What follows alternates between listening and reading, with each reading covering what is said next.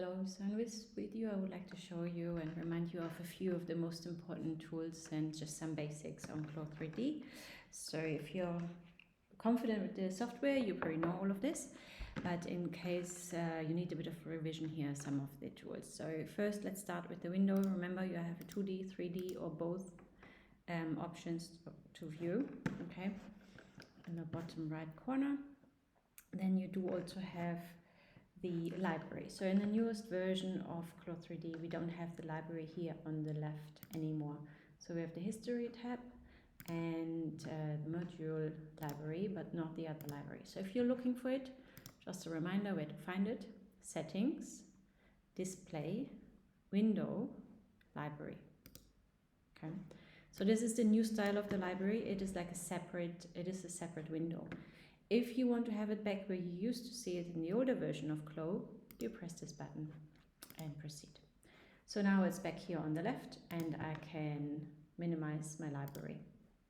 If you want it back to be a separate window, switch to new library and then you go try now, it will be separate. I will keep mine on the left for now.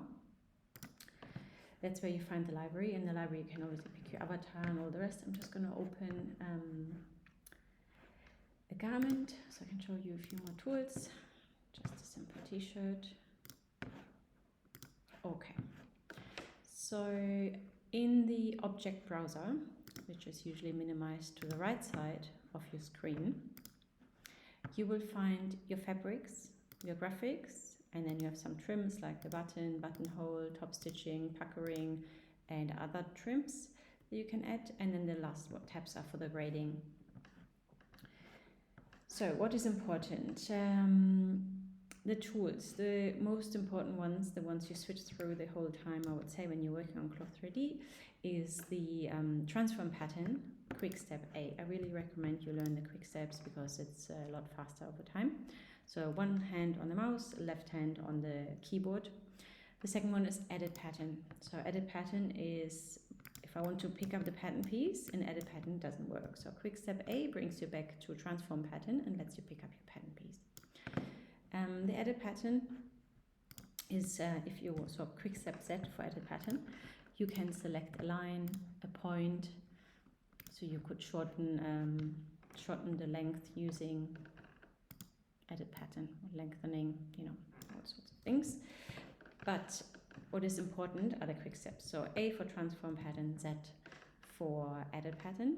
And then remember that this little corner triangles on all the tools. So where they are, see there's none of it on transform pattern, but there is on edit pattern. If you click and hold, you will get the other options, the other tools that are hidden behind the edit pattern. You can see here are the quick steps. Okay, that's what I was saying before. Edit pattern is Z. Curve point is V. Add point, split line, we use a lot as well, is X. Okay, so then you can add a point randomly, or, very important, if you want to add a point at a certain distance. Yeah, so you go, same tool, you go here somewhere on the line where you want to add the point and you click Control. Oh, what happened? There we go.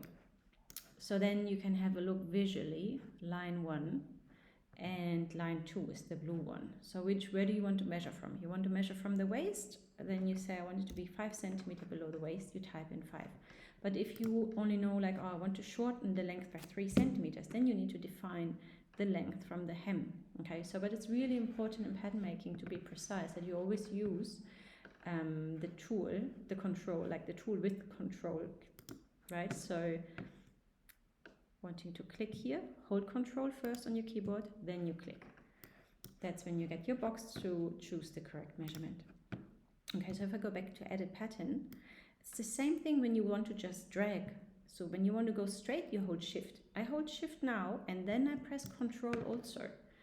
And again, you want to control the measurement, so you want to use that key, yeah, on your keyboard. Distance moved, type in 5, so you'll be sure it's 5, and you do also 5 on the back to make sure it's matching. Okay, so these are important little control things, and say for the rectangle, it automatically gives you that. I want some of the other measurements, when you basically Control O usually gets you into specifying the exact measurements. You want to use that a lot. Okay, so which other tools? Curve points, all of this are important. The fullness tools, of course. These ones here are your shapes. Yeah, so you can see it's a full shape. The icon is a full shape. It's a pattern piece. Where this one here, all your internal, so it's your internal rectangle, your internal ellipse, your dart, and your polygon. So this one is for drawing inside the pattern piece. When you draw, just a reminder as well, you press Command and your points turn into smooth points. You double click to finish the points. This pattern piece has symmetric editing, so everything I drew is now mirrored to the other side as well. I don't want to have that, so that's something that is on the pattern piece. So I go into Transform Pattern, A, and I right click on the pattern piece, and it comes up with my options. So you can see here that you have symmetric editing. Yeah, so if you didn't have it, so you can also remove linked editing. It's a bit slow. So now if I do the same thing, so Quickstep G is your internal polygon line, Command,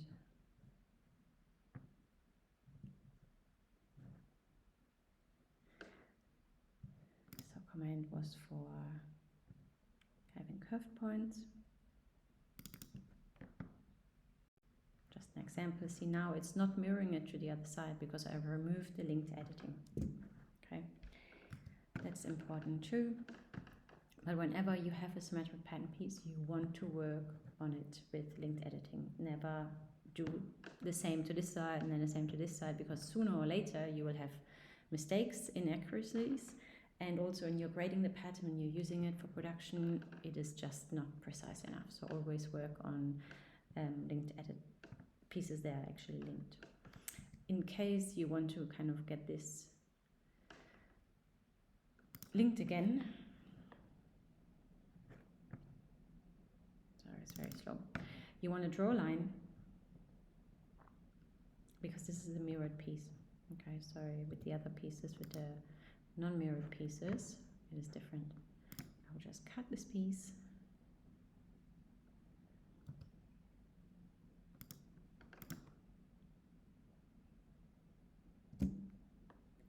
Delete half, and now I would open this line again. So right click, unfold pattern outline only, unfold symmetric editing with sewing. So this is what you want. So your pattern piece gets unfolded.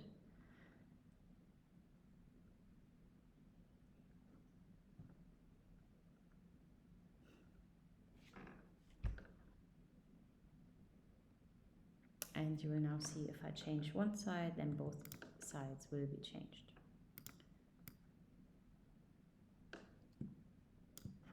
Yeah, so that's the linked editing. So on a mirrored piece, you have to actually cut it and then unfold the pattern piece. If you, let's say, you wanted to just have a second sleeve, you started drafting one and you want to have the same, you go clone.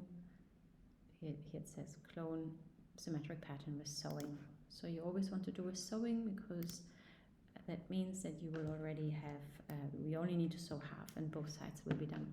You will see it will mirror it, right? So that now here this one was the left sleeve of the wearer and here we have the right sleeve. It flipped it over, so it's all set up.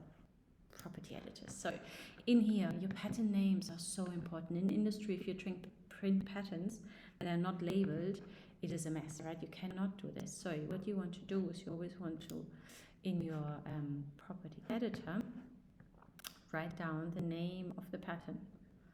Okay, so this will be my back.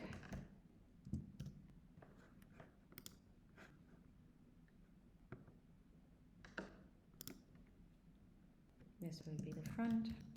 Often, I mean, to be fair, they would be shortened, right? It might be F only or FRT or something like that. So shortening is not an issue because if you think of printing, like if you make a sample and you need to print it, it takes ink and time to print, right? Okay, and so forth. So, but basically what is really important is setting up your pattern properties. Okay. All your other properties, so if you click onto a line in your property editor, you'll get all the information about your line. Yeah, so if I go on this line and you have your particle distance, okay, that will also be for pattern piece. But for example, if you want to use elastic on it, shearing on it, if you want to make it a fold line, all of those kind of things you will find in the property editor. Same for a point. You want to go on a specific point, you can apply things to that point, okay? You find out things about the point. And when we go back into the transform pattern, quick step A, you will find things about the pattern piece itself. Yeah. And then if you want to find out things about your fabric, you go onto the fabric and you can change your color, whatever, right? Everything about the fabric, the front side, the back side, the material, all of it is under the default fabric, like here in the fabric library. Basically, you click on the fabric that you want to change, and then you have your property editor. So that's the object browser and property editor here on the right side. For the sewing, you have two different tools. So you have the segment sewing, meaning you're selecting a whole line. Yeah, so this works well for here. Then you have free sewing. I will show you that in a second. And you have edit sewing. So edit sewing is you can change what you have. Actually, let me show you the armhole instead. So if I was to remove the sewing here, I mean here they have also done it by segment, right? So probably what you should be doing, not probably, it is what you should be doing because you have the notches to meet. Okay, so can you see how now it is crossed? Because I started from the bottom. Yeah, and the notch, I call this a notch. This notch is close to the notches here. But here I started from the wrong side, so let me do that again correctly. So if you wanted to start from the notches sewing down to the underarm, you need to do the same for both. Yeah. In the case, let's say I didn't have any ease on the sleeve, and you want to sew it all in one go, then you would have to use the free sewing. Okay, so I would start from the front underarm point, go all around. So you always want to start with the piece that is the bigger piece, where you have all of the sewing in one piece. And then, so I started from front underarm, so I'll start here. Now I hold shift, you can actually see how the color changed to green, light green. You go to the shoulder point, and then you continue, because here you also continued from the top down, right? You continue all the way down. You can see here this little blue point means this is the exact length. You can actually see on my numbers now. See, it says 0 and 40.67, 40.67. That means now they're exactly matching, but we have some ease, so it would go all the way to here, and it shows you -1 because this piece is too short, right? So there's a difference of 1 centimeter. And then you click, only then you let go of shift. So that's when you use free sewing. You cannot do this with segment sewing. However, as I just said before, this one is probably not a good example because of the notches. You would want to sew them piece by piece. Yeah, you want to sew this from the notch to the notch, so from the shoulders notch to the second back sleeve notch, and then the rest. That's the sewing tools, they're really important. And on the 3D side, I mean, the arrangement points obviously are really important to place your pattern pieces. Showing the avatar and hiding it, I often hide it just to get better in there and move little areas around that might not be as sitting as well as I want them to. And also when you take screenshots of your avatar or you want to present it to someone, always have a look at your garment display options. So you do not want to have baselines on there, okay, unless you're talking about pure fitting only and you'd be like, okay, this is where the bust is, have a look at this image, right? But generally speaking, if you want to show this to anyone, you want to screenshot it to present it, now have your baselines, your internal lines. It should look as realistic as possible.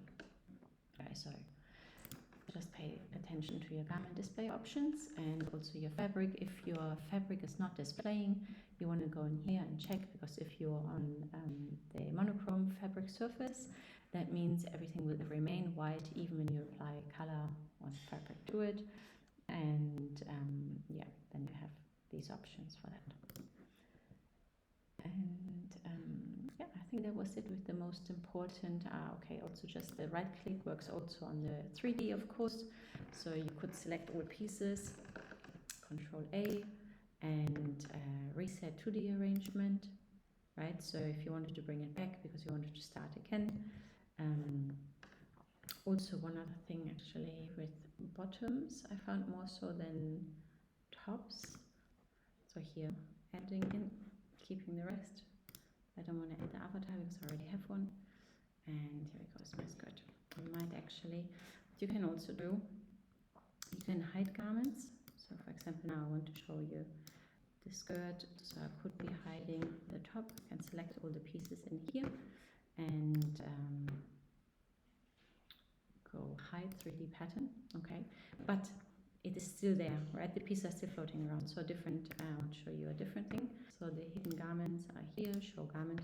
Okay, so what you can also do is you could select all those pattern pieces that I've prepared this top, but I don't want to sew it right now. If you put it here, what will happen when you simulate to see the skirt would fall to the ground, right?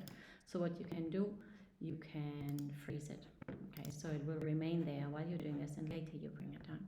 So now with my skirt, for example, let's say, okay, it's all here, seems right, so let me just simulate, and it falls down. Why does it fall down? Because it's sitting too low.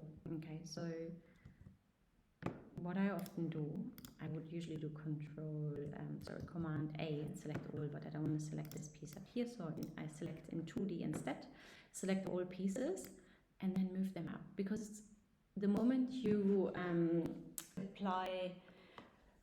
simulate, you apply gravity, right? And gravity means the garment will fall, and then of course the seams kick in and hold onto the garment, onto the person, sorry, the avatar. But in that moment, it has already started falling down. So let's say, okay, this is what I usually do. Even with this example, it will probably sit. Oh, it's actually quite nice. If it was a bit lower, but it's important you always select all.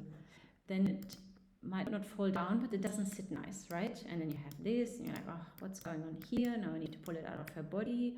How do I do this? It's really annoying. Okay, so what I do, either Command A, because you only have one garment, but if you have multiple, you want to select them separately, and then drag up all those pieces and then simulate again. Yeah, it's usually a really simple fix for your fitting issues, because the garments will basically grab onto each other, the pieces will grab onto each other, the garment will grab onto the avatar while it's falling down, and therefore it's in a wrong position. Okay, just one last thing for the 3D now. Also get used to your numbers. Again, on your keyboard, you keep Quickstep. 2 is the front view, 8 is the back view, 4 and 6 are the sides. Then you also have 3 and 7. No, not 7. 3 is definitely like this angle here. And then 0 and 5 are not so useful, I found. But definitely 2 and 8, 4 and 6 you want to use a lot to just view your garment. Okay, I think that is it for the most important things as a quick revision on Clo3D.